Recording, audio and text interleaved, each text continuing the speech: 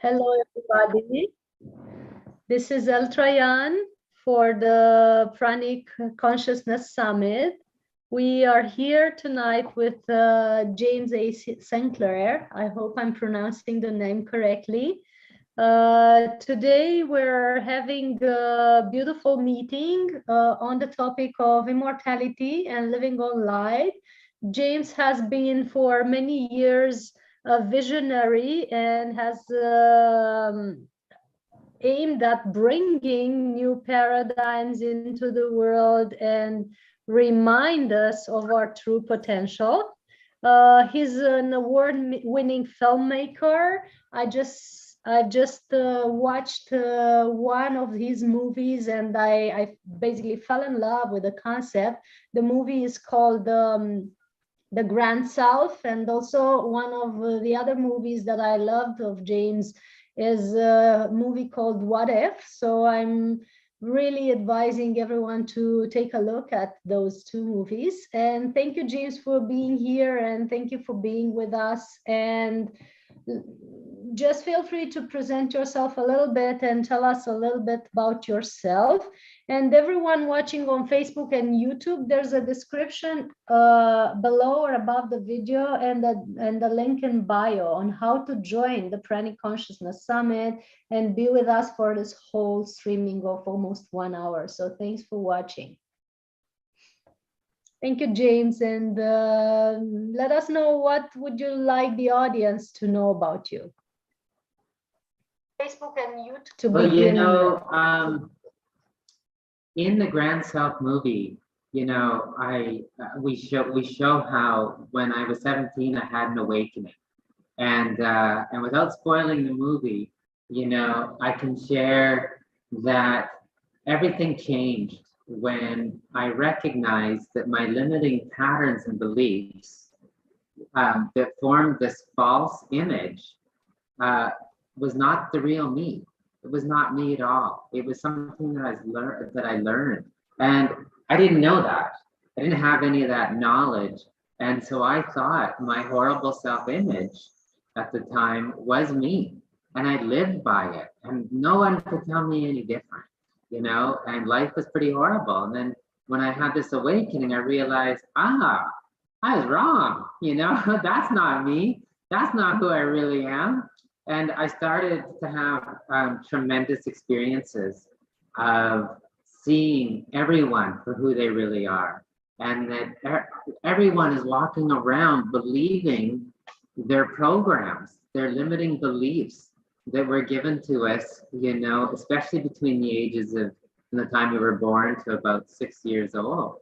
And we're still living, most of us, from that place. And it's like that's the biggest lie in the entire universe. And and so during that time of awakening, not only did I become aware of who I was and connected with infinite source, like all of us are, is I started downloading these great truths that also I wasn't formerly aware of. And great truths, which is like, our bodies are designed to live on life and live for hundreds of thousands of years.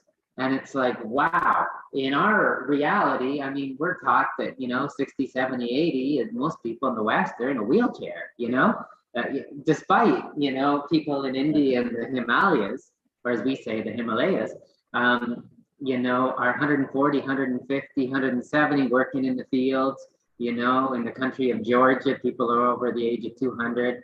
They still have perfect teeth and, but we've inherited these ideas that really, and when they become beliefs, they really limit the expression of who we are. So I thought that would be a good place to start. Yeah, that's amazing. And I've seen in your movie, the Grand South movie, I've seen you referring to immortal people, like real people that have lived for 300, 700, and even more than that. I'm hearing you now referring to the people that are in the fields at 150. What do you think makes the difference between The people that are dying in their 50s to 80s, or really depleting their bodies, and the people that are capable to have these amazing lifespans of hundreds or even thousands of years. I've always been fascinated by the topic, and I've always known deep in my heart that we are not meant to die. We are not meant to die at an early age, and by early age I mean, a few hundreds of years. I have always known that we can do more with our bodies. As a child, I've always been surprised that people stuffing foods in their mouths, in a in that way, almost unconsciously. And by the way, people were giving birth to children. So all these ideas of another higher civilizations have been with me since I was little. And so I'm asking you, what do you think makes the difference between the way our civilization is raised and living now, and the way other civilizations were living, and some of the representatives of higher consciousness are living on the planet even now, or a longer lifespan, living on light with no necessity of food intake and so on? What makes the difference between the two categories, in your view? Yeah, yeah. Well, I feel it's our beliefs and our self-image about ourselves in life. That's number one. And so, we can also talk about lifestyle and food, but all the food we eat or don't eat is conditional. How that behaves in our body is conditioned according to the beliefs we learn. So, for example, if we would have learned from a young age that if you eat chocolate every single day, that contains all the nutrients for the body, science shows now, we're in such great times where science is verifying a lot of these formerly thought just kind of lofty concepts. But now it's like, yeah, it's like whatever you believe about the food you're eating determines what it's going to do for your body. So, we're changing our chemistry constantly by our beliefs. So, a lot of people thought that they found this long living place, and they thought it was the Hunza water. They're like, it must be the water. And they started bottling the water and bringing the water. And yet, a lot of these people that were living 150 and healthy lives, they were smoking every single day, and it's like, so it wasn't so much that, but it's what they believe, it's what they've been brought up to believe about themselves, about how they're going to age, about what 140 means, about what 80 means, what 60 means, what 50 means. And, big pharma, ever since the Rothschilds took over medicine, big pharma rewrote the textbooks, where for thousands of years, people were healing naturally on herbs and sunlight and, fresh water. And when that was taken over, they also took over a lot of the media and influenced a lot of the media. So either by intent or design, we've been programmed to, and it's really throughout the movies we watch, it's really throughout the TV shows and the series, and that certain ages mean certain things. And so when you're in your 20s, you'll know more about life when you're in your 30s. And when you're in your 30s, it's like, live it up, because you start to slow down when you're 40 or 50. I mean, all of these things are actually ridiculous concepts, but when we started buying into them, and then our bodies start conforming to prove these beliefs back to us, and then we start doing it collectively, and we see everyone else, in the West, when they're 70 and 80, most of them are slowing down, and but not everyone. And so our perception also dictates what we're going to see. I mean, Bob Proctor, he was leaping up on stage at 85, and he looked like what most people would call 50 or 60. He was filled with energy. And there's all kinds of examples like that if we just look beyond. But it is what a lot of the TV programs, and they're called that for a reason, of course, is what they like to show us is you're 60, 70 in the West, and You know, you got tubes in you and you're in a wheelchair. And it's like, you know, that's one way we can go. Yes. But, you know, we don't have to be limited to that. Yes, absolutely. And I always say to my friends, because I have friends here in Romania that also say in their 50s, they say, oh, I'm old, I should do this, I should do that. And I'm saying to them, look, you're not old, you're just starting to mature now. You're just starting to figure out life on earth. I have teachers, my Qigong teacher, Mantek Chia, has had a baby at 72 and is having conferences all over the world at 80 something, you know, and teaching about Bigu and immortality and living all life. So what is the paradigm that needs to shift in people so that they know that our mindset that dictates our biological age and not the numbers that are in our ID or birth certificate? What needs to shift there? Yeah, our self-image, who we identify ourselves to be. So you ask most people, you know, tell me about yourself. They'll tell you that their age, they'll tell you what they do, where they were born, their geographical location, and you know, a little bit about their family sometimes. It's like, that's not you, you know, that's not you. Who are you? Who are you really, you know?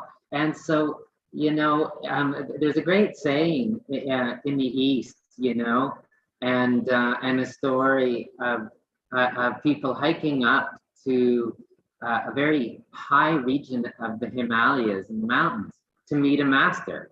And you know, they ask like, how do I, like, I want to be a master like you. And you know, what do I have to do? And the master says, oh, you already are a master. And you know, the people are like, but I can't do the things that you can do. And it's like, you know, it doesn't seem like I am. It's like, oh, well, you got to stop believing you're not. And it's really that simple, you know, that we have to let go. So if you identify yourself as light that is one with the universe, light doesn't age. How can light age? You know, light doesn't age. But if you identify yourself as a body, which is actually a hologram, you know, so a lot of people talk about a holographic universe. We're living in a holographic universe, and a lot of people, especially seers in the East, you know, and great saints and sages, they talk about we're living in an illusion. Course in Miracles also talks the same, that all of this is an illusion. And so some people, that concept messes them up because they're like, you know, my daughter's bleeding, she has to go to the hospital. How can I just say that's an illusion? It's very real, this reality. But is what the illusion really means? It means that there's something else projecting this reality. There's something else behind it. And so our bodies are also part of that projection. So, and really how our bodies look, how our bodies behave and feel are all conditional to what we believe about ourselves and who we believe we really are. And so, you know, and if bodies are aging, that is because you are disallowing the life force to flow through. And we all do that based on our limiting beliefs because our mind is the regulator. There's another great saying, I think we put that in one of our movies, where you know, there's a saying, if you take the mind out of the human, you have a God. And you know, that's a very important statement because the only place the illusion, pain and suffering, the experience of separation, the only place that happens is in the mind. So, you know, it's like, that's the place where we have to unravel the limiting beliefs about ourselves. And when we do, we start to see that we're letting more of this infinite expression of love and light and unconditional love and joy flow through us. And the challenge is, you know, Eltrayan, is that most people in the world, they accept what they see, and they let the outer dictate. And we all do this to a certain extent. And we let the outer dictate how we're going to feel instead of living by our imagination. And we've been conditioned backwards, right? We've been taught that imagination is fantasy and unreal, and that this reality is what you have to face. And it's actually the exact opposite. You know, it's our imagination, our habitual use of thoughts and feelings and imagination that's projecting this, what we call reality, in place. And it's shifting all the time. But if our thoughts aren't shifting all the time, it appears to remain in the same state all the time.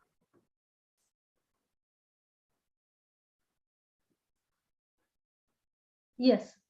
So we lost you for a second, I believe, but I hope everyone has heard and seen you well. So everything is a product of our mind, you say, and everything we imagine is then projected into reality, and all reality is the result of what we've created inside of us as mindset and emotions. That is the conclusion, yes? Yes, that's the regulator that's allowing or disallowing our potential, or allowing some of it, or disallowing other parts of it. Our state of being, our thoughts and feelings make up our state of being, and our state of being determines our vibration, and from that vibration is how we experience life. And so, a lot of people talk about physical immortality because they know it to be true somewhere deep inside of them. But a lot of people, like you saw in the Grand Self movie, how Leonard talked about, most people that write books about physical immortality and talk about physical immortality have passed on. They didn't master it. And that's okay, because we're at a time where, there was once a time when no one climbed Mount Everest. And the first person who finally did, had to pass all of these bodies that tried, that believed it was possible, but didn't make it themselves. And I believe we're in a time now that's what we're seeing. A lot of people that believe in physical immortality have not made it, but we're going to see it. And actually, those people exist already right now, but they're very hard to find in the West because our belief system doesn't support it. And most people here wouldn't believe it anyways, and so that's okay. But yes, what we believe about ourselves, you see, because then our limiting beliefs take on and form what we call the false self, and this false self is really the ego that obstructs who we really are, I mean, it's actually completely blasphemous to say that you're anything less than magnificent and divine, but we've been taught otherwise, we've been taught that that's not humble, to own our magnificence and to own who we are. And so, we kind of think it's popular and spiritual and right to kind of play little, and that's just part of the same limiting beliefs we learned about playing little and about being less than who we really are. Yeah, it's awesome. And I've been reading this book about 13 years ago or so, The Life and Teachings of the Masters of the Far East. I don't know if you, by Bert T. Spending. Great book. Yeah, five or six volumes. Mm-hmm. It has been fascinating for me. I always knew that all those things were possible, and to have a book that confirmed it, because Bert Splending was a scientist. He was a part of a group of 11 scientists that traveled in the Himalayas to gather some information, and all of a sudden they meet all these immortals that were living for 600, 700 years. They got to meet with biblical figures and other masters that we thought are no longer in physical form, and lo and behold, they could shake hands with them. All that stuff that is told by a scientist, so one that wouldn't normally believe in those things.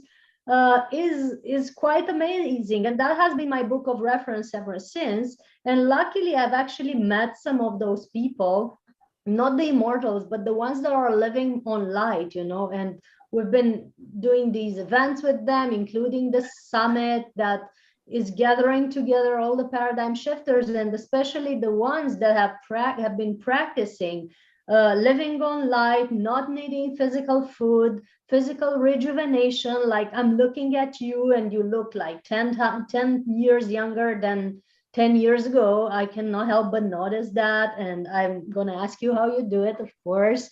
And all these things that are about inner mastery and mastering your own chi or own energy, that are really, really important now for humanity to know. And that's why we're doing all these events and all these talks. And now there's the Pranic festival in Romania coming in a few days from now on August 15 with all these people. And I know you've met some of the breatharians, some of the people that are living on light, like Hira Ratan Manek and San Yogi, Uma Shankar, and so many others. So what do you think of that? What do you think of the possibility of being nourished in that way and not needing physical food or not needing to eat that much? Yeah, I think that's a natural progression to the unfoldment of our divinity. And I think when we let go of the beliefs that anything outside of us needs to nourish us, then we can live on light. We can, I mean, I've gone a fairly long time without food.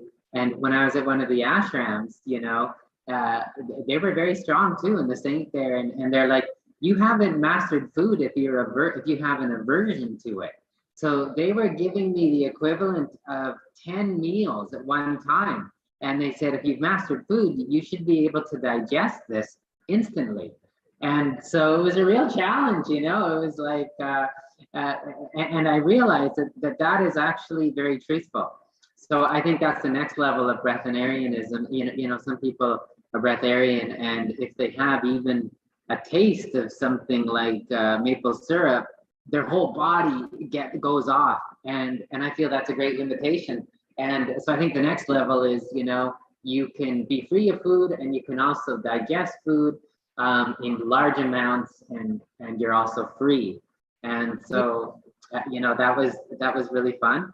And also, I think, it's part of that natural unfoldment. And at the same time, I've met people that have gone months without food that also are still holding on to limiting beliefs in other ways. And so they've cleared a lot, and they've let go of beliefs around food. And yeah, they're eating food, but they're really going through some big challenges in other ways. So I don't think just because people are breatharians that they've mastered life. I think that's one area. Yeah. In What If the movie, you saw Dan Brule, which is actually, I'm visiting him here right now in Mexico. And Dan Brule talked about his experience with breath work with prisoners. And he talked about an inmate named Stork specifically because he was in for life. He was getting in fights constantly, and he was constantly getting his teeth knocked out. And he was born on the streets. He grew up with no education, and so they were interviewing him to see if breath work would help him. And in the interview, they realized that his teeth kept getting knocked out and kept regrowing. And this happened 7 or 8 times already, and it continues to happen. And they were like, wait a second. It's like we only get 2 sets of teeth. And nobody ever gave him that idea. And so he thought that they were making fun of them, and he got very angry. And they're like, no, like most people only have 2 sets of teeth, And he's like, you keep getting yours knocked out and regrowing. And Dan realized that it's like, wow, where would we be at if we weren't given these limited beliefs about our potential, and so in that sense, that had nothing to do with the high state of consciousness. This prisoner, was a murderer, and he was not meditating daily or anything. But no one gave him that limiting belief, that idea that you only get 2 sets of teeth. And so his just keep regrowing all the time. So, you know, I think I think that's similar to being a breatharian as well.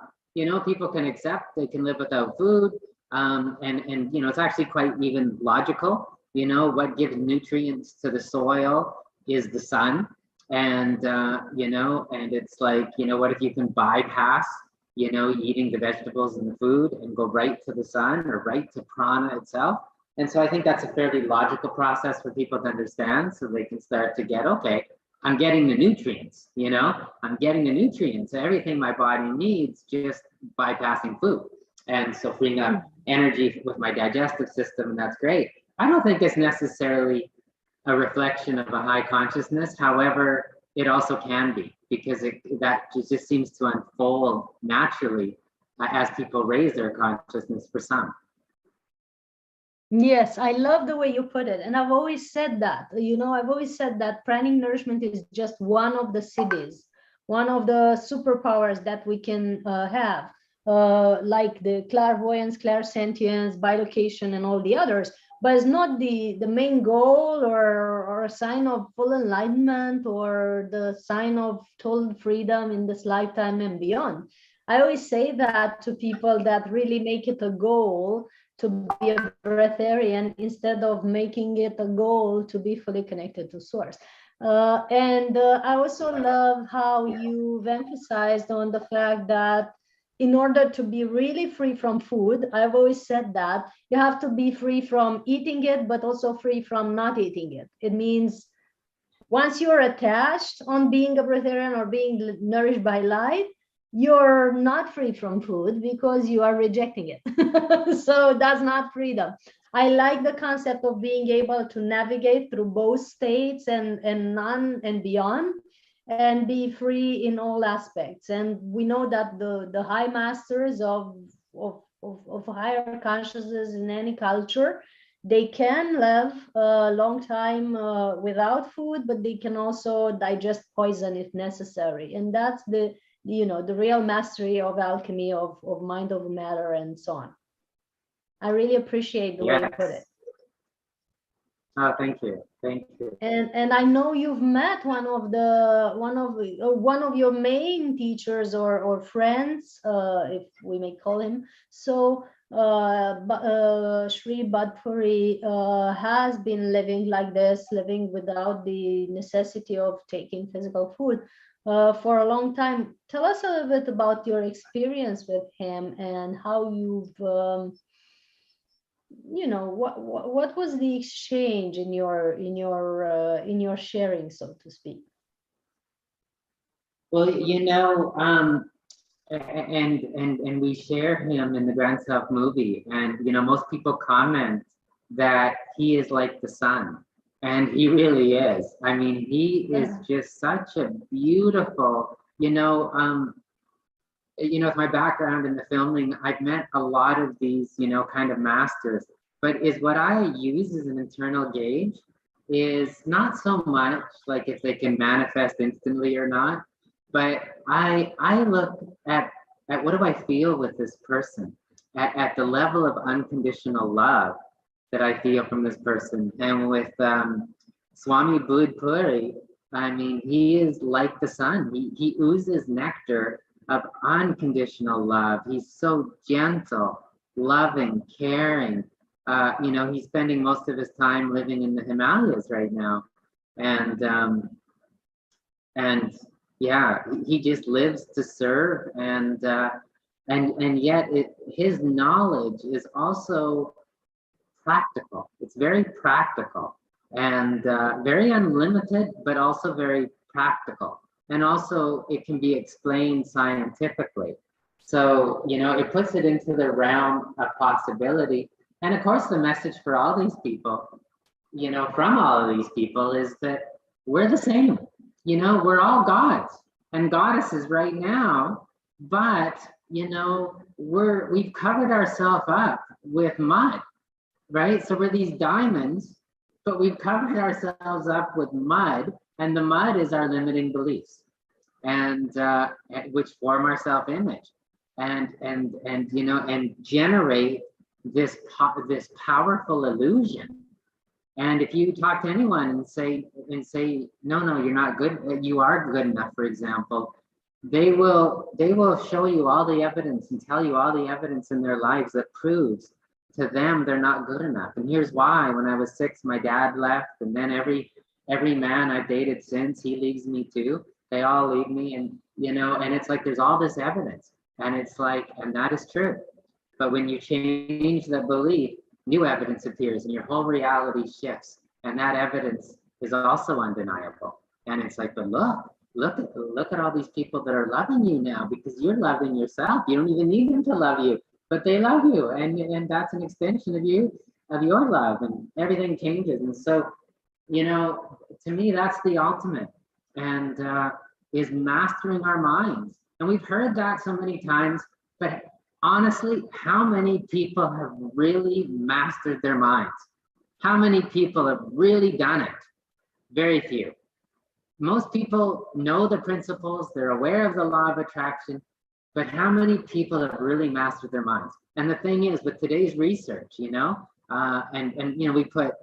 Dr. Joe Dispenza and Bruce Lipton in our first movie, and the research has only grown. And they show now instantly, the minute you change your vibration, you change your focus, that all of a sudden you're down-regulating genes that cause ill health and cancer, up-regulating your immune system. All of these processes are happening instantly. But then how many of us maintain that state of being habitually? So yes, that all happens in a second. Yes, that's amazing. But then you leave the room, or you leave the seminar, you go back to your life, and then whatever your predominant state of being is, well, that's where you live from. And so it takes practice to continually live from elevated states of being, which, in the Grand Self movie, we also talked, Marion Mace is in the movie, and she talks about Russian creator knowledge. And we're living in a time now where this is, and she shares this story, that, this is not a concept, this is not what science is hoping to achieve. This has happened already, and this is happening right now. People are regrowing their organs. Regular, ordinary people are regrowing their body parts when they change their consciousness. And in her example, they're talking about Russian creator knowledge. And the founder of Russian creator knowledge, which is Grigory Grabovoi in Russia, he puts it so beautifully. He says the purpose of life, the reason why we're here, is to restructure our consciousness back into alignment with our creator. And that's what it really means to master the mind. It's like we have to know ourselves as magnificence, as limitless beings, lovable, worthy, capable, infinite. We have to really, and then we have to take that beyond philosophy into really embodying that. And then we have to embody it long enough until we start to see our reality shift, and our reality is proving it back. It's like, I have not mastered being ageless, because I'm still under 300, and I'll never, until I'm over 300, I will never say that, I've mastered agelessness. I can say I feel better. I can say, these things which are true, but I haven't mastered it yet. I don't think until I'm over 300, and then I think if I'm over because over 100 is not so uncommon. I mean, my grandpa, his hair didn't even turn gray until he was 87. And then it started to turn gray, and he lived to over 100. And so it's not too common. 200 could be a fluke, as Leonard Orr often said, but 300, people over 300, I think they really have something to say. And so I don't think I have too much to say on mastery on that topic until I'm past that. And then I think I'm still in early learning stages, but certainly I resonate, and through that awakening I resonate with what's possible for us. And I realize that I think that that's also, just like being a breatharian in many ways, is a city, and it's not the goal. I don't think the goal is living, and you start with most people, and we've given lots of talks on physical immortality, and the biggest objection is, and it's shocking and it's sad, and you probably experience this too in your groups, is the most first thing is, why? Why would you want to live here longer? Why would anyone want to do that? And it's like, well, yeah, your body's not functioning in the optimal state. You're not feeling aligned and connected to your source. You know, every year you're not getting younger and better and allowing more of the infinite potential to flow through you. So to continue on like that, I agree. Why would anyone want to stay and suffer longer, you know? But when we realize that, you know, we've been in a habit of living in being misaligned with our source, and that's the only cause of pain and suffering, is not knowing who we are, not being aligned, then, you know, we realize we can correct that. And when we start to see that that's working, you know, it's like, and you're living life optimally, it's like, why would you ever look forward to, you know, having your body fall apart and die, you know, hoping that something's better in another realm? It's like, what if heaven, and we talk about this in the latest movie, The Grand Self, you know, what if heaven is a state of being, you know, not something that we hope to achieve when we fall apart and die? You know, it actually does not make any sense. But what does make sense in that is that every single person secretly believes in their divinity and in their immortality. And so most people are saying there's got to be something better, and they're so right. But who's to say that's found after death? We've been dying and come reincarnating so many times, you know? It's like, how about mastering our minds and aligning our consciousness with source and achieving that state of being, you know? And I believe, you know, there's longevity, of course, and I don't believe that's the goal either. I believe it's knowing who we are so that our body transubstantiates and transforms into light. And then we spend more time in the higher dimensions. And the higher dimensions are just as tangible as this one, because what makes anything physical is how we're relating to it in vibration, right? So it's not so airy-fairy. You know, we showed how Ramalingan, you know, in 1874 transformed his body into light in front of people and confirmed by Indian government officials. And, you know, that's a pretty recent example. That's, you know, 150 years ago-ish. It's contemporary to us, yeah. Yeah. And so, yeah. And in fact, you know, all kinds of examples come to mind, but that's a great example of not leaving the body behind. He took his body with him, and that wasn't that long ago. And so, you know, we have this capability, but I don't think it's about, like you say, and I really like how you say that, it's not about the development of a superhuman power or city. It's about being who we really are, you know? I mean, at one time it was a dream. Can you imagine flying from New York to Paris in a matter of hours instead of going on a boat for months? And people were like, wow. And it's like, so we do that every day, but are we really that much happier? We're more efficient, but are we really, you know, so that manifestation didn't really matter.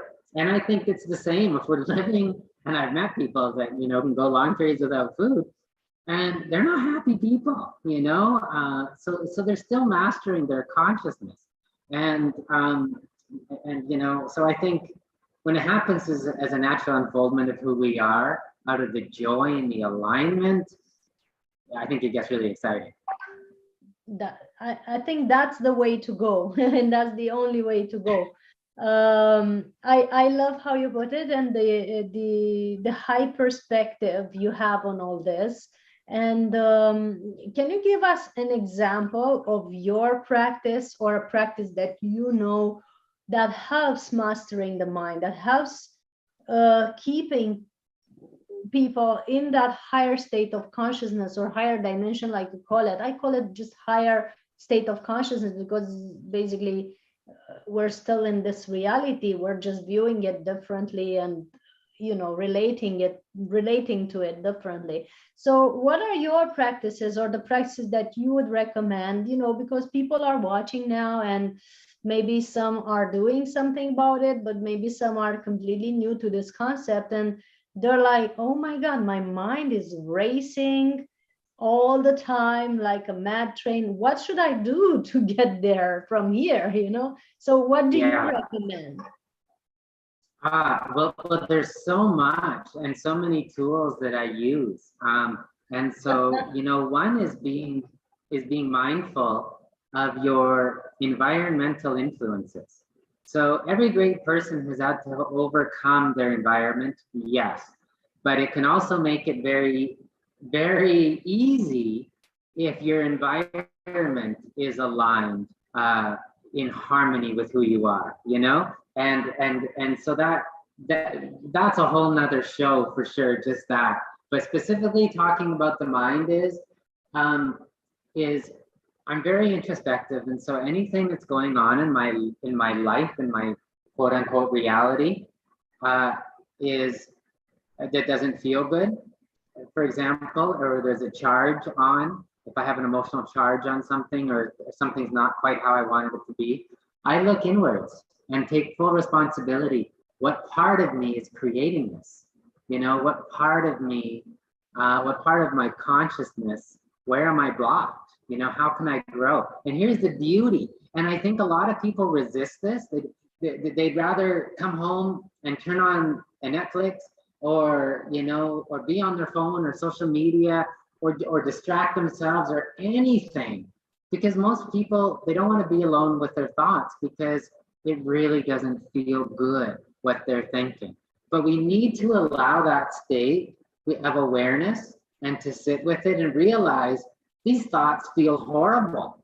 Like I want to smoke, I want to go drink, I want to party, I want to club, I want to go clubbing, I want to hurt people, I want anything but to feel that, you know, is what most people are doing. But if we allow ourselves to really become aware of our unconscious thoughts, what are we really believing about ourselves? And that, and so if we can just take that step and get through that uncomfortableness, because it is uncomfortable. And the reason why it's uncomfortable, and there's beauty in the uncomfortableness, and here's why. The reason it's uncomfortable is because we're believing something about ourselves that is so far from alignment with who we are. And that's why it's not comfortable. Mm-hmm. But most people, they're not aware of this dynamic, and they're just like, you know, like in psychology, there's 3 circles. So there's the outer circle of who we project, you know, to society, of who we are. And it's like, you know, like on social media, we post our best videos, our best moments, our best pictures. This is who I am. Because really, underneath it, we're trying to protect, and we hope nobody sees the second circle. And that's our conditioned self, of who we really believe, of who we believe we are, unfortunately. It's like, I don't want anybody to see that I'm not good enough. I don't want anybody to see that I'm actually not happy very often. And I don't want anyone to see this. But there's a third circle. And the third circle is our core, our inner essence. And so oftentimes we don't get to that circle until we're willing to pierce the second circle. And the second circle is our learned limited identity. So if we live on the surface all the time and just pretend that we're these wonderful, fantastic beings, and life is amazing, and oh my God, everybody wants to be like me, and I have so many followers, you know, that's not going to get us very far, because we're really living in pain and just masking it. And then, you know, if you get into psychotherapy and you get into that second circle, but some psychotherapy is about re-experiencing it your whole life, you're never going to pierce into the core either, you know? So we got to become aware enough of our habitual patterns and limiting beliefs about ourselves, but then we have to transform them and realize, you know, be humble enough to realize we were wrong. And it's actually exciting. We were wrong. I am not a limited piece of garbage. I am not, you know, inferior. I am not a failure. I am not unworthy. I am not any of these things. And it's like, so then how do we align our consciousness, you know, to harmonize with our source? Well, our source doesn't, you know, we were talking about masters in the Himalayas and everything too, you know, the story kind of continues. It's like, well, you know, the seeker says to the master, well, I don't see you doing affirmations. I don't see you doing all these things. And he's like, oh, well, I don't think these horrible thoughts about myself. You know, I know who I am. So, you know, I he's don't in have that. to cancel all that. I already am centered. Exactly. Yeah. Yeah. So he's in that state of being. So I think there's lots of ways. Some of the most powerful ways I've shared in the movie, like the gamma, is a very powerful way. You know, I've done clients and workshops. We've seen people that were in pain for 30 years transform in minutes, and we checked in with them over years, and that pain never returned because we got to the core of what was causing that pain, and they transformed how they felt about themselves, and they stayed transformed, and the body never went back into illness or discomfort. And these people, one in particular, could hardly move, you know? Can you explain for the viewers who haven't seen the movie what gamma is? Because yeah, well, and gamma's an amazing technique. You know, they've done these studies with Tibetan Buddhist monks, and then they've done control groups with people that meditate regularly, and then people that have never meditated. And so what they realized is with these Tibetan Buddhist monks that have been practicing compassion for 40 years, their brainwave states go into alpha and theta, a lot of alpha and theta. And the meditators that have been meditating a long time, their brainwave states go into alpha and even a bit of theta. And the people that have never meditated and just kind of starting, they get usually just into a bit of alpha. But in the Tibetan monks that have been practicing compassion for 40 years, in addition to their brainwaves being in a state of alpha and theta, they notice it goes into gamma, a gamma brainwave state. And that's a truly amazing state. That's a peak state of consciousness. That's an enlightened state of consciousness. That's a connection with source. That's where the left and the right brain becomes coherent, and you're really connecting and allowing your source. And these guys are in that. And so gamma is a process where in a matter of minutes, you can get in that very similar state as the Tibetan Buddhist monks. And so Chris Walton, Dr. Chris Walton, you know, we put in our movie, he discusses a little bit about gamma. And so he actually puts people into a gamma state of being. And in that state of being, he helps them access their limiting beliefs. And in that state, those beliefs change very, very quickly. And so it doesn't have to take years and years of repatterning and all this sort of stuff. It can change very quickly. So we've seen tremendous results with that. Inner resonance technology with Maureen Edwardson, who you saw in the film, also has an incredible consciousness technology that helps eliminate these limiting beliefs without even having to be aware of them. And, you know, I've just become aware again of holodynamics, which is another method of accessing the quantum and transforming these limiting beliefs, which you know, these methods I described are extremely powerful, but the one with the biggest proven track record is actually holodynamics. And I wish we would have put Dr. Vernon Wolf in our film, but when we were filming at that time in those segments, I wasn't aware of him, or I would have if he was willing. And very beautiful being. But basically, thanks to him and his efforts with holodynamics, in great part, the Cold War in Russia ended. Much more peace occurred in the Middle East, and he is known for emptying out about 80% of the hospitals he works in when he works in psychiatric wards, to the point where the governor of, I believe it was Utah, called him out personally and said, "You'll be stopping what you're doing. You're not allowed to set foot in a hospital anymore in our state." And he said, okay, I'll back off a little bit. He's like, "No, you're not hearing me. You're banned from every hospital in our state." And because I mean, they're still attached to that system that needs sick people and unwell people, and that's how it thrives and they make their money. And so, you know, he's emptying out the hospitals. It wasn't okay with their system. It started to collapse. We're seeing this more and more now. But as far as track record goes, I haven't seen anything, you know, with the track records like this. So wonderful. There's many wonderful techniques with IRT with Maureen Edwardson. You know, people have regrown their bones with.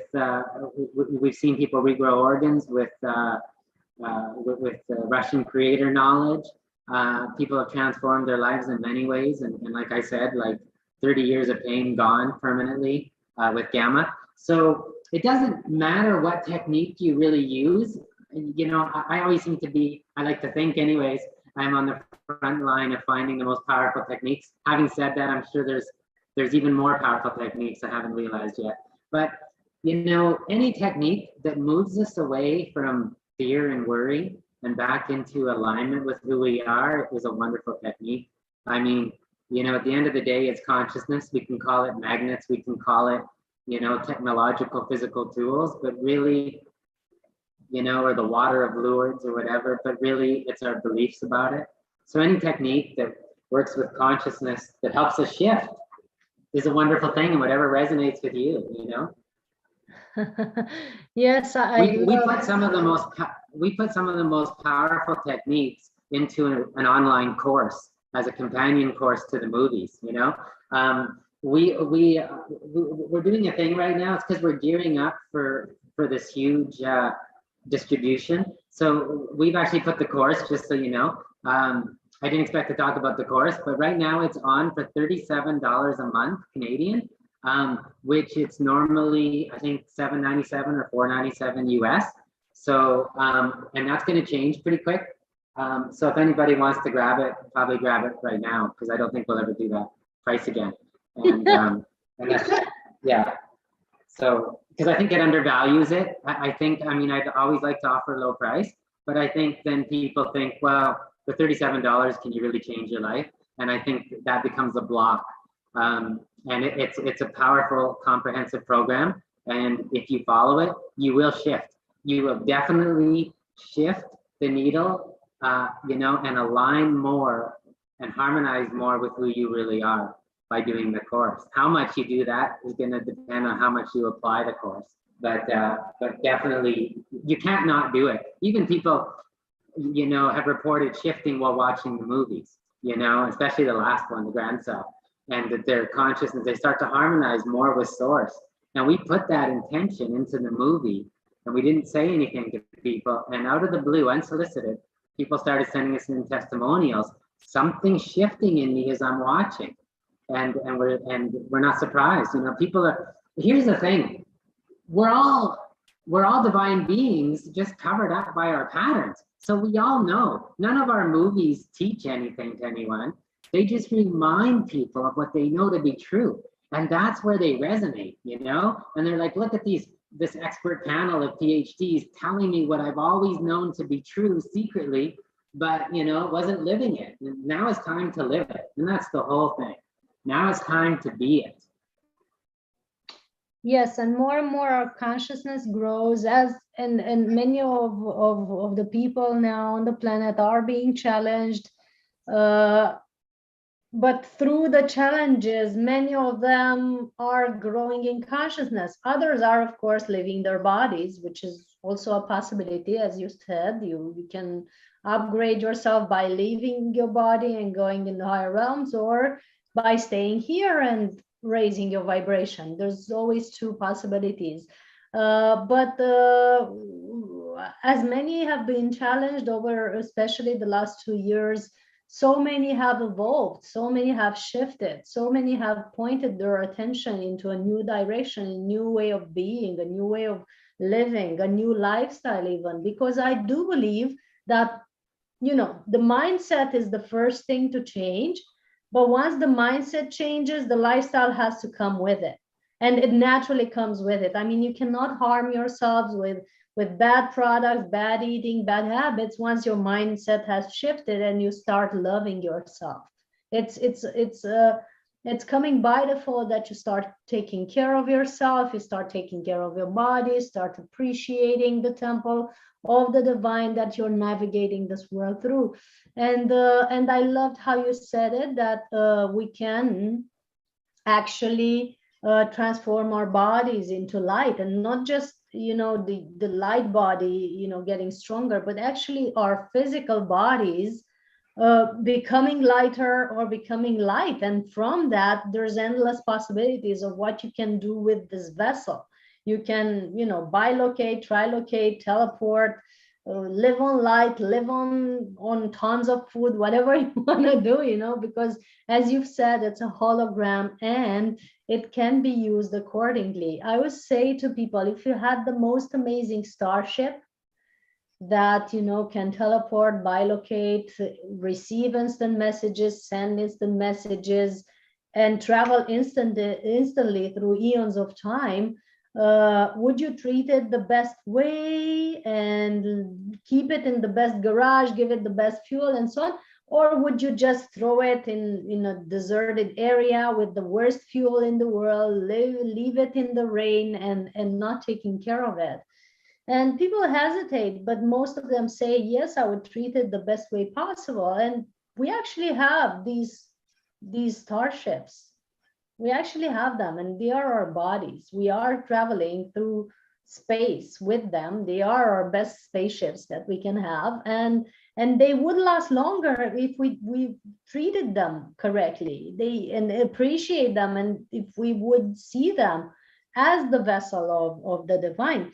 I appreciated the fact that you brought on the brain waves and the gamma waves. I've always worked with a technique that's called soul healing, but most of the time, while we are doing these healings, these deprogramming, basically during our therapy, we're staying in the theta state.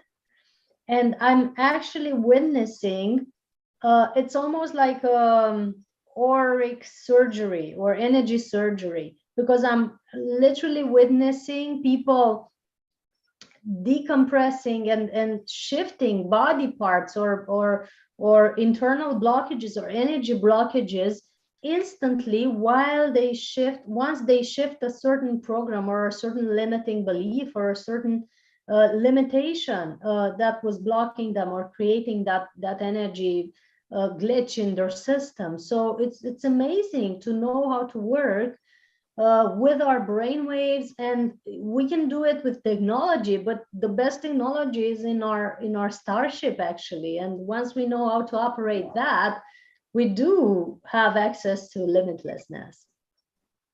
Yeah, yeah. And we're guided every step, I bought vehicles that were in alignment and how I was intuitively guided to buy vehicles. And that felt really good.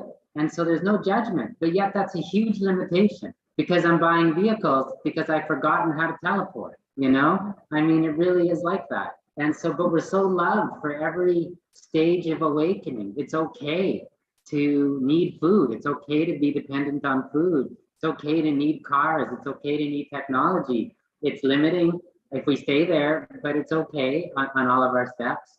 And, I just wanted to tie in just a very short but very powerful statement on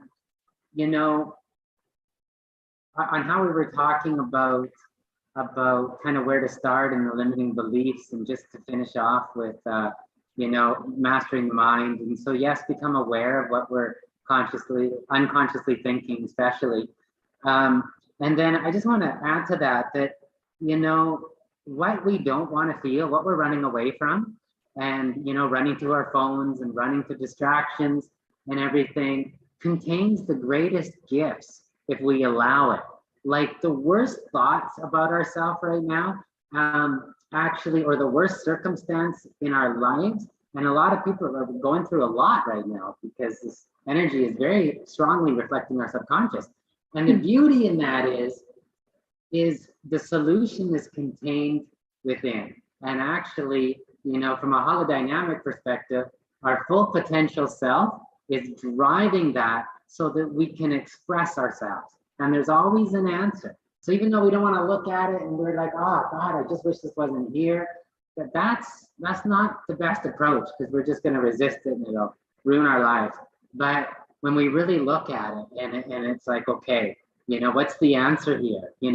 And the answer is always evolving consciousness, letting go of, Bob Proctor would call them paradigms, limiting beliefs, whatever you want to call them. When we let go of that aspect of ourselves that we just been running our lives.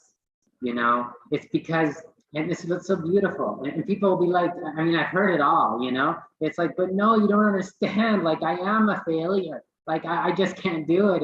And it's like, you know what? I know you believe that. I know there's evidence in your life. I know there's people in your life that believe that about you, but it's just not true. And as you let that go, everything will change.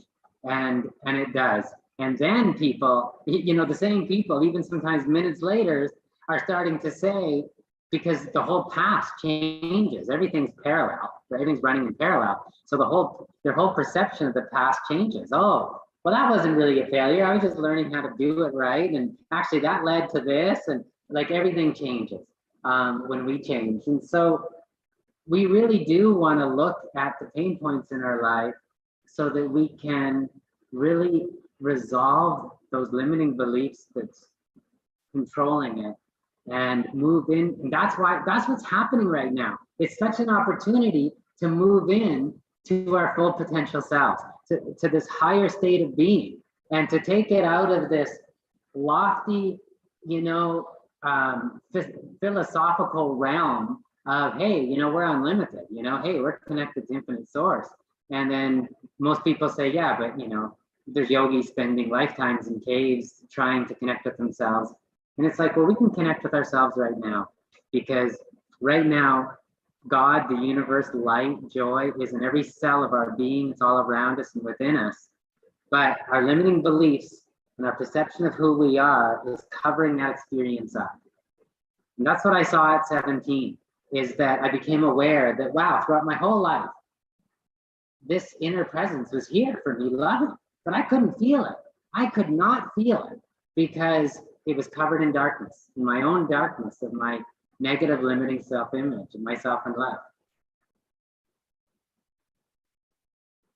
Yes, I was watching your story, and I was amazed, you know, by your journey, because many have gone through this. I mean, not so many have reached that high of that high state of consciousness of really feeling really connected to source, but they have gone close to it.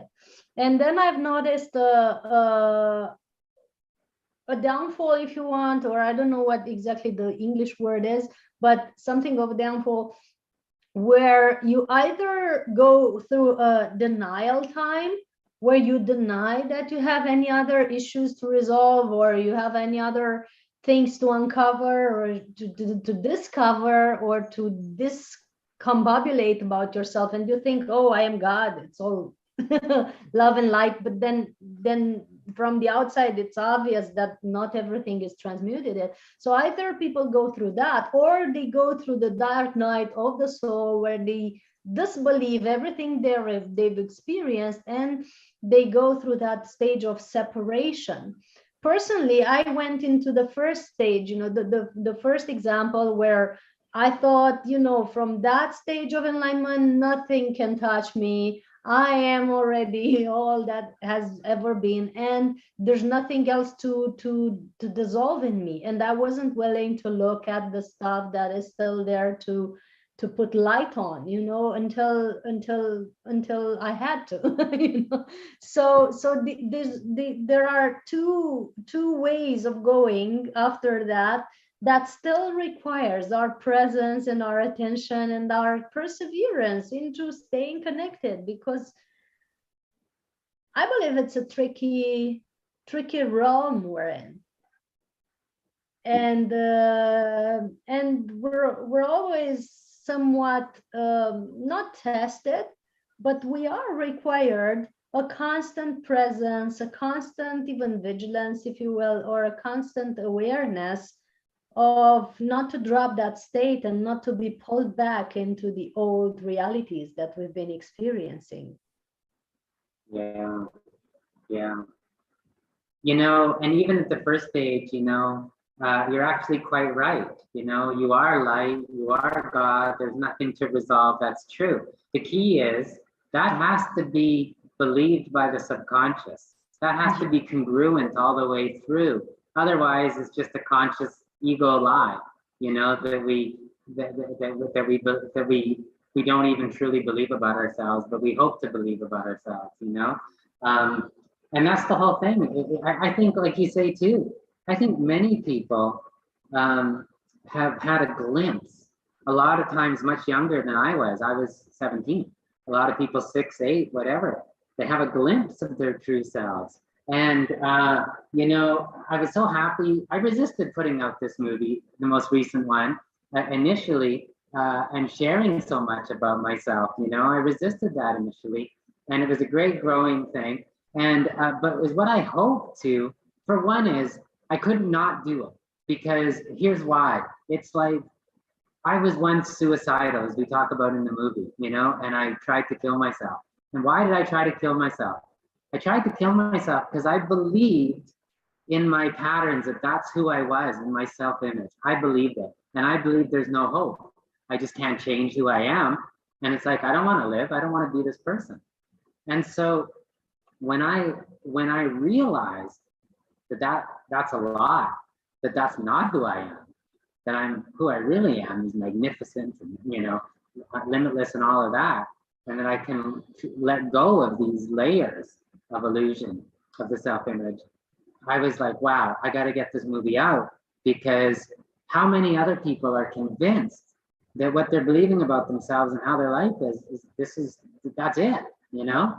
And it's like, and right now, suicide rates are really, really up because people are feeling hopeless collectively. People are feeling like, you know, they're feeling something's wrong in our world, that you know, our freedoms, you know, largely gone, a lot of people are perceiving. I also feel this is a time for us to step in to our full potential and declare our freedom as God beings and goddess beings. And so it's a wonderful time. And, you know, and it often feels the worst just before the breakthrough. So, yeah, I mean, that was my heart and intent, you know, in the movie, is that, like, to remind people, not to teach them, but to remind them of what they know to be true, that they're greater. Yes, this feels horrible, this feels awful, but it's not who you are, and there's a way out. Yes, and as a feedback, you know, we're so glad you did share all that stuff about yourself. And the moment I watched the movie, because I'm one that likes to share knowledge. That's one of my roles in this lifetime, and I'm fully aware of it. So I spread the news as soon as I get it, if it's meant to be spread. And the moment I finished watching it, I just posted it everywhere, the link to how to be purchased. And some of the friends have watched it too, and we've discussed it over a few days, and they were saying that they've experienced pretty much the same thing. So it's been a revelation and a confirmation for many that, well, they are not alone, and others have experienced the same stuff, and there's a way out, and some have found the way out, some haven't yet, but you've offered some solutions there and some new perspectives, and it's been so beneficial. And I've sensed it right from the beginning, right from the minute I've watched the trailer, that this is a movie of that's downloading new light codes. I call them light codes. You know, you can call them new streams of consciousness, new energies for developing the consciousness of humanity or raising the consciousness. I knew it's one of the things that is necessary, and is doing the perfect job of raising the vibration. So I wanted to watch it and spread it right away, because I really feel many people should see it. And it's the same with other movies like The Connected Universe, made by Nassim Haramim, and La Belle Verte, The Green Beautiful, a movie made by a French, I don't remember her name, or a French actress.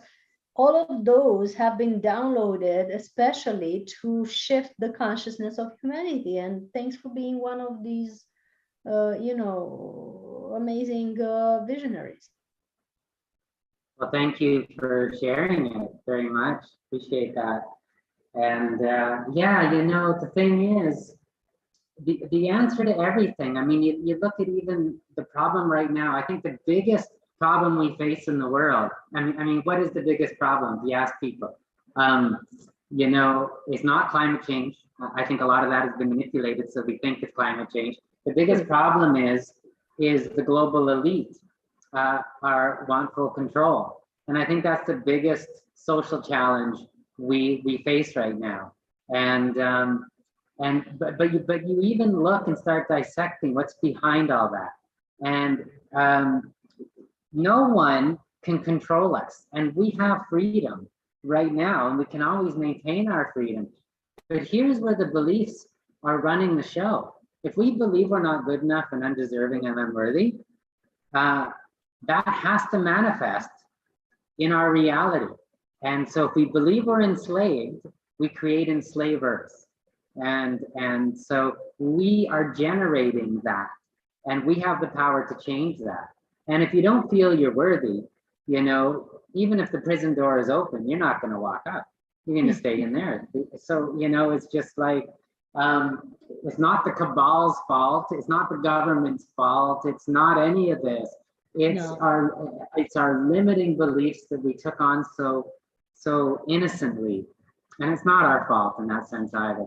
But we are empowered to choose differently about ourselves. And this is what's happening right now collectively, I believe, as we're awakening and we're realizing who we are. We're like, hey, this system of governance is not in alignment with harmony in the universe. It's about fear and control and greed, and it's like, you know, and so people are awakening and realizing, let's create better systems in harmony with who we are. Let's, you know, even from a constitutional perspective, an original constitutional perspective, it's our duty to transform our government if it is not acting in harmony with our constitution and with our higher source, our God, the God within. And so, you know, and it's happening right now. These systems are failing. Governments are failing. We've been going through a time of great exposure, and there's all of these solutions that are coming through. You know, I mean, free energy's been around for a long time. Solar paint that makes a car 3 times stronger and can go 10,000 miles on a charge. You can drive all year in the cloudy weather. You know, that's been available for a long time. Cars that run on garbage has been available for decades. Water cars, but these technologies have been suppressed. And why have they been suppressed? Because we didn't know who we are. We didn't believe we deserved it. That's what I believe is ultimately driving it. And then we can create the excuse, well, how did that manifest in our reality? Well, we have a controlling government. We're powerless against it. It feels that way. It's like, no, that's just the projection.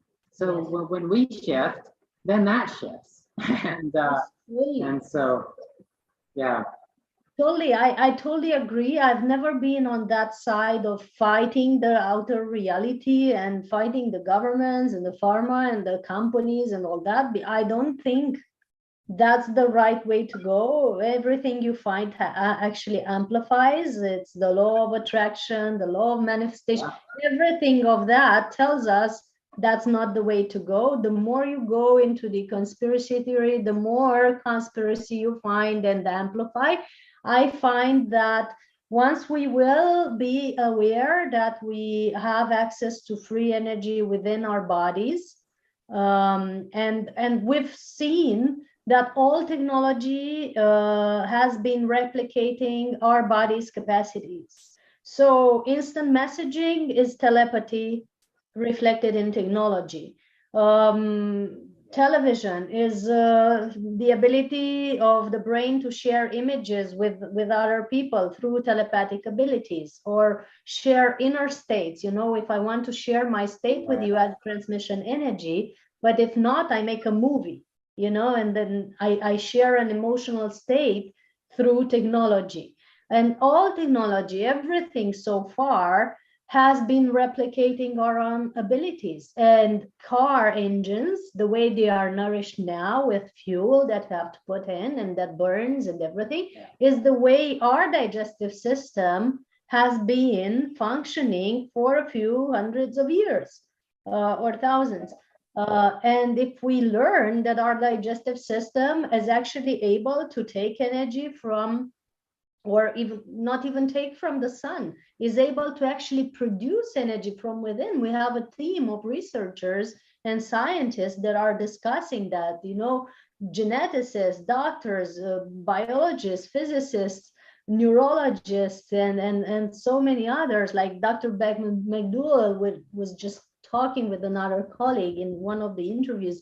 Our body produces our body weight in ATP just sitting on the couch. And when you run a marathon, it produces 10 times more or 1,000 times more. Your energy, ATP being the energy that nourishes our cells. So we're producing energy as we move, as we speak. It's innate to our divinity to produce, to self-nourish. And once we're all understanding that capacity, we will replicate that in the outdoor technology with the engines and the devices, and everything will be free energy. But not from solar panels, because that's not free. That's still producing waste and requiring resources from the earth, and it's not free at all, and it's not green at all, because they all go somewhere where they cannot decompose. Free energy means totally free, like no resources from outside, no waste going outside either. So we will be able to replicate that in our technology once we fully develop it in our body or remember it in our bodies. Yeah, and the free energy, I mean, it's here now. We know people that are. Anyways, that's another topic. But again, what's beautiful about that is that it's all here now. Everything is within us, and as we shift, we become aware of some of these beautiful things that are here for us. And make our lives more enjoyable. And I mean, we're going to reach a point where we don't need any technology at all. And that too. I think that's going to be a lot of fun. Yeah. That too, but I was thinking of what you were saying about the vehicle, that you're still depending on it, that you could teleport if you've exercised on that. Yeah, but if you want to bring your girl out, she's gonna be surprised if you say, honey, let's just teleport to the restaurant, or discombobulate our bodies back to Fiji, whatever. Not everybody is ready for that conceptually. That's right. Yeah. I would do that in no time, anytime. But not many people can ride with you in that type of ride, with their bags and all. Yeah. Fun, on the other hand, if her friends ask, how was your date? And she's like, I went for a ride around the universe. It was amazing. Totally. That's a great date, I feel. Yes. Yeah. So anything you want to leave us with? I feel to not take more of your time, because we promised around an hour and we went far past it. But if you feel to add or anything else, I would love to hear it. Well, when you ask that, I'm reminded of what we talked about, the diamond covered in mud. And so when we let go of the limiting beliefs, we're shedding the mud. And then the more we do that, we realize we're this gleaming diamond. But right now, most people believe they're the clump of mud. And that's the problem. It's a mistaken identity. That's the true pandemic that's been all around the world, and it's everywhere, is mistaken identity of who we are. And that's why we have hospitals. That's why we have all of this, is because we've forgotten who we are, forgotten we can heal ourselves, we've forgotten we don't have to get sick, all of these things.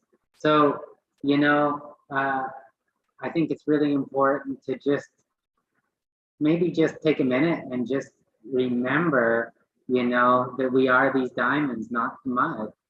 And that,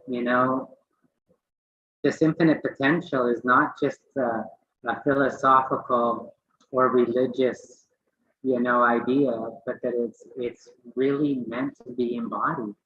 And the biggest challenges in our lives right now is an opportunity to unfold this limitless potential. And that's why it's here. It's because we're not meant to live in this pain and suffering anymore. We can't go on anymore thinking and believing that we don't deserve, or that we're less than, or that we're failures, or life doesn't work. You know, we're in the times where we really have to live from that place of being who we are and allow it through. And it's this light is being called through all of us, you know, because it's who we are. It's what's unnatural is how we've been living for thousands of years, you know, in disconnection from this source. We thought that was real, and we organized it. We make movies about it, we brag about it, and it's like, this is how life is. You get to this age, you get tired and you slow down, you don't work anymore.